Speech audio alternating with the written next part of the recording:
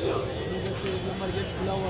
ہم اس کا ماحول بنائیں کہ ہمارے معاشرے میں اور ہمارے جو ہے 24 گھنٹوں کی زندگی میں سنتیں آئیں. سنتوں کی دعوت دیا کرو.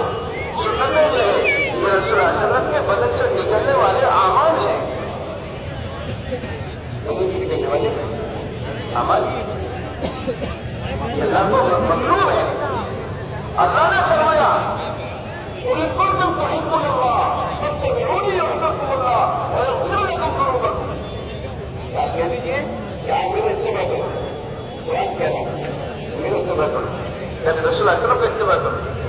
تو اللہ بدلے میں پھر واقعی اللہ فرمائیں گے یحببکم اللہ.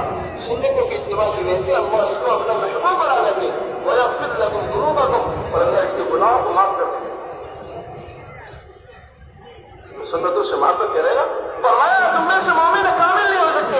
لا یؤمن احدکم حتی یقول هواه تبعا لما جئت به. تم میں سے مومن کامل نہیں ہو سکتے جب تک کہ تمہاری خواہش